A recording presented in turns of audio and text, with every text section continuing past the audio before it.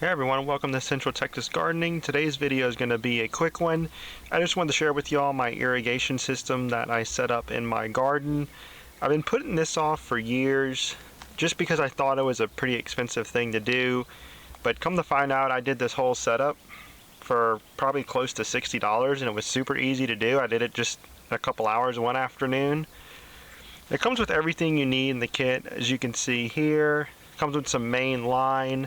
And then some feeder line that comes off that main line. I have two, what you would call, I guess, zones in my garden. So it comes with these hookups on the end that would go to a hose. So I have two of those, as you can see right here. And I'm going to end up putting a splitter or something right here where they both feed into a splitter that I can hook my hose up to. So for my main bed here, I have one main line.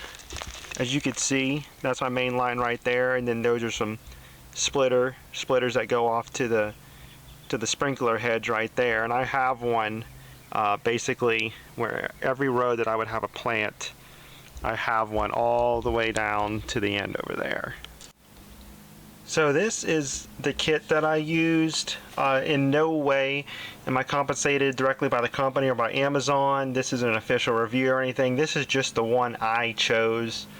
So take it for what it's worth. I think it was $45, $46 for the kit. I'll have the link down there in the description to the Amazon site. Okay, here's my first zone in action. This is my long bed here, where my tomatoes and my corn is going to be planted. As you can see, each sprinkler is working pretty well. I just turned it on, so it's probably getting some air out of the lines, but it has good pressure all the way up until the end. And so every head works fine. The water is coming all the way down right here to where my hand is, so it's making it to one side of the bed and then back to the other over there. So it works beautifully. Again, it's going to reach all my tomato plants here. I'm going to have one here, be one there, there'll be one here, there'll be one there. So it's going to get a really good reach, and I'm pretty confident it's going to be able to water every tomato and corn plant that I have in this long bed. There's only 11 heads on this zone right here. It's 25 feet of main line running all the way to the end with 11 of these heads. They did come with two different types of heads. The first one obviously being this one. I think it's kind of called like a vortex head. It just kind of throws water in a perfect circle all the way around, so it would get pretty much this whole area wet right here. The other type of head is more of, it just shoots out some streams of water. I don't know how many exactly, maybe 8 or 9 different streams in one direction. It worked nice, but I did notice that it didn't really cover the area perfectly. There would just be certain areas that were real wet. Not only that, but it ate up a lot of water out of the main line. So some of the heads down further down the main line weren't getting as much pressure. I feel like these vortex ones don't throw out quite as much water as that other head does, so I stuck with all of these. I did end up having to order more of these for about $9 on Amazon. It came with 50 of them, so I'm pretty set for a while in case one breaks or I gotta replace one or whatever. So that's why I'm gonna say the total setup cost me about 60 bucks. It was about 45 for this, 10 for this, and plus tax. So again, here's one of the splitters right here. It just has the main line right here and then splits off into some 1/4 inch hosing, and I just have it, like I said, just going to each hose and one right over there. So pretty simple. I have that, this setup is pretty much like that the entire way down to the end of this bed. So that's my main bed. Here is the hookup to my other main line here that goes all into my raised beds, and those are fake snakes, so don't worry, those are just there to keep the birds away. But this main line runs all under these rocks all the way back over there to that back bed. So the main reason that it's two main lines, one over here and then one running along right here. And I made this mistake when I did this. Originally I put my main line here. I ran it all the way, came back, and came down this way, feeding off into these beds, into this one.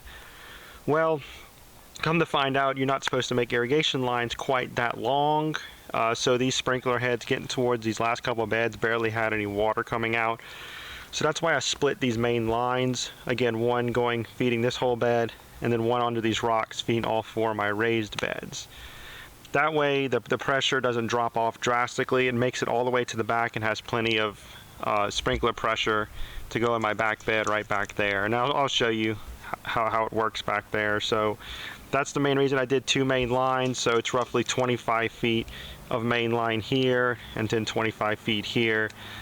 I recommend you don't use more than 11 or 12 heads for every 25 feet or so, but read your instructions. But again, just to make sure you do get pressure, I recommend you keep your main lines as short as possible. If you have to do multiple zones, that's fine. You just put you can put a timer, you can just put a splitter and then go out there and manually change it. Just don't make your main lines too long. So here's my second zone with it turned on. Again, this is all 4 of my raised beds here. And like I said earlier, it comes with these hookups right here. If I can get it focused for y'all. These hookups right here to go straight to the hose. I'm gonna get a splitter that's gonna connect both of my zones into one connection here from my hose, and I'm gonna have it probably mount on a piece of wood right here, so I can just, switch each one on and off when I need to. So here's my potato bed. As you can see, I have 2 sprinkler heads on it. I do have a third right here in the middle. It is turned off, and that's because I learned that it's better to have just 2 sprinkler heads on 1 feeder line coming off the main line. When I had this third one on, it really drops the pressure on these. As you can see right now, it's reaching just about every edge here. And if I were to turn this one on, this one's turned on now. This one's barely throwing anything out at this point. Yeah, this one's doing good, but this one isn't. So I thought it was a better idea to have just the 2 outside ones on, and at good full pressure, they're both reaching just about in the middle where this one is. So I figured there's no need in having this one on. These are super easy to set. Turn it right to lower it, or turn it off and turn it left to open it and make it wider. Okay, so this is the last bed in the line. So this is the furthest out from the hose. And as you can see, it's throwing water out perfectly over my peas over here. Same for this head right here. This is some new kale I planted, and it's throwing water all the way where it needs to. And this row of peas too. So again, I made the mistake of putting 3 heads over here, and I did turn that one off for the same reason as earlier. It would drop the pressure too much. So I figured, why do it when these ones on the outside can reach their ends, and then they can also reach the middle of the bed over here where that head is. So that's the reason that head's turned off. It did come with some plugs, so I could pull that sprinkler out and then just plug the end of it up right over there. Hope everyone enjoyed this video, and I encourage anyone who hasn't put an irrigation system in their garden to go ahead, look into it. Like I said, it's not super expensive. It's fairly easy to do. You don't need a lot of tools, and I think it's going to make my life a lot easier when it comes late spring, early summer, when the spigot here in Texas just gets turned off and we don't barely get any rain.